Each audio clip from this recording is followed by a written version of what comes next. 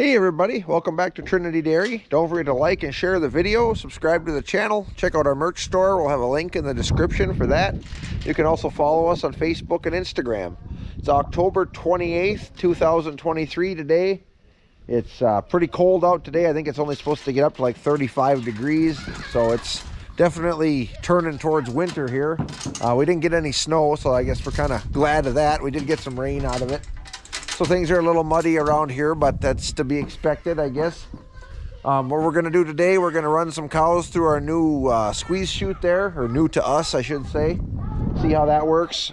We're not doing any young stock or anything, I don't think, today. We're just going to take all the cows from the barn, run them through, give them their vaccinations, and then they'll just go back out in the pasture. I want to get that done because when they're going out in this pasture, they go out a different way out the back of the barn, and we're going to be switching them from this pasture to the pasture that's behind the barn. So the heifers that are there are going to get swapped just because it's getting so muddy in the corral where they go through.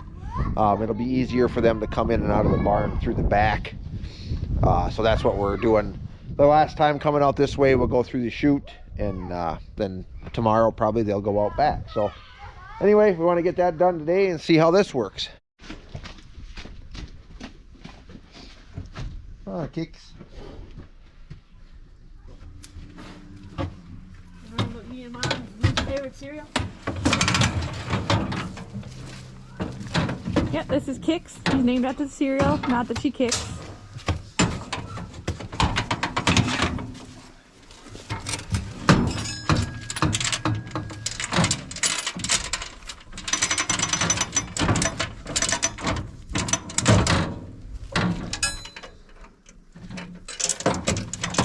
This might look like we're being cruel, but this is actually, it's the first time I've ever used one of these head tables, and this is amazing. I mean, even for giving shots, I think their main purpose was kind of for if you're dehorning, but for giving shots, it holds the animal so much more still. One of the big risks if they're jumping around when you're giving shots is them breaking off a needle and that getting under the skin. And with this, I mean, that's, we had bent one needle, and we didn't use or I didn't have her pulled down all the way, or what was it? Or we didn't have the nose thing on it. That's what it was, the bar over the top. But it's not hurting them at all. It just goes over the back of their head. I don't pull it down, so they're just sucked right tight, just enough to stabilize their head.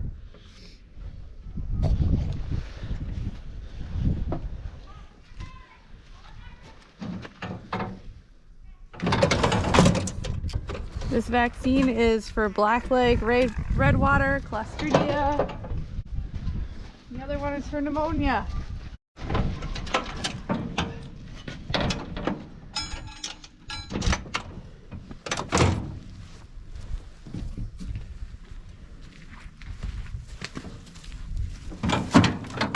Easy girl.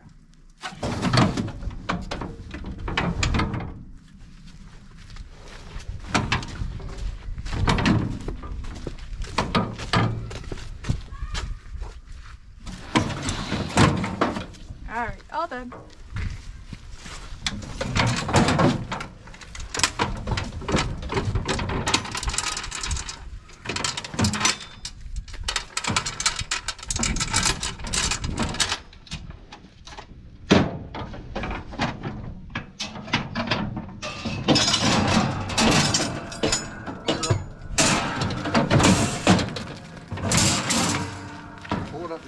So these are the syringes that we use when we're vaccinating. They're a repeater syringe.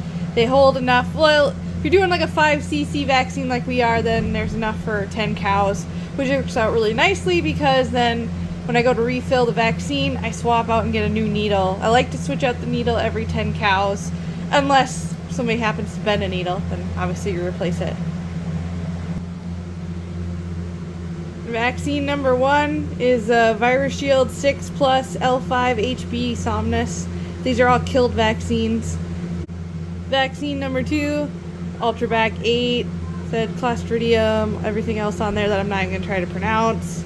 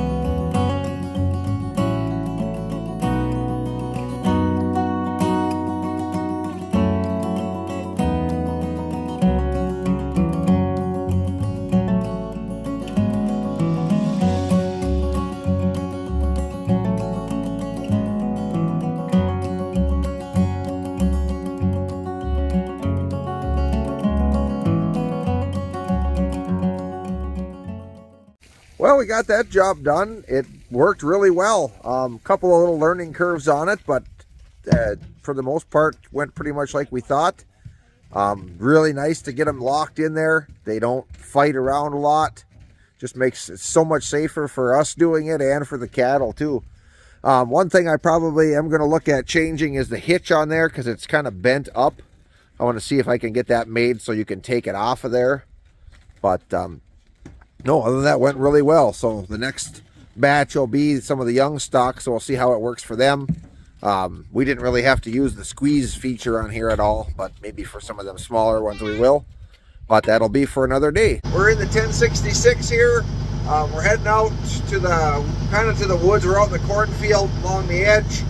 I cut a big oak tree down a few days ago that's been dead for a long time, and trying to get it pulled up the hill so we can cut it up for firewood. The skid steer wouldn't move it, and I was kind of hoping to get it pulled up there in one piece, or pretty much at least get it closer to the top of the hill. I won't be able to get it under the fence in one piece, but get it closer to the top. So we're going to see if the 10 can pull it up. I got a chain hook to it already. My brother Paul's going to bring the skid steer up there too, and so we can haul some firewood back. But we'll see if the old 10 can pull it up the hill. All right, so there's the tree cut down there. Here's the butt chunk of it we cut off the other day, and we just rolled that up the hill so the tree wouldn't snag it if it starts moving. We're going uphill a little bit, not too bad, but we'll see what happens. Jordan, you make sure you stay back. You want to get a little video?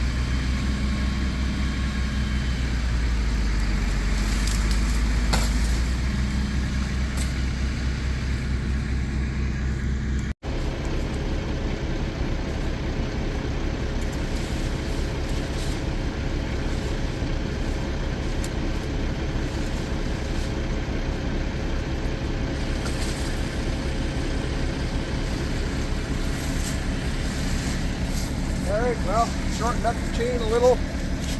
Put the butt end of it under there, so maybe help keep the chain from digging into the ground. See if we can get it out of here.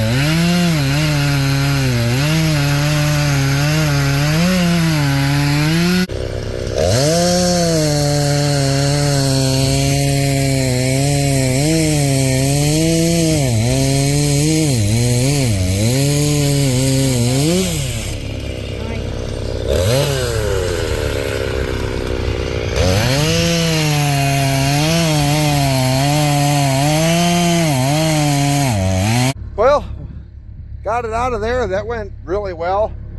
Drug through the dirt. You know, I don't really like that, but I try to keep it clean. Keep the saw from dulling too bad. Seems to be staying pretty sharp. So we got plenty cut here for a bucket load, so that'll be good enough for tonight. And go home and stoke the furnace and start chores.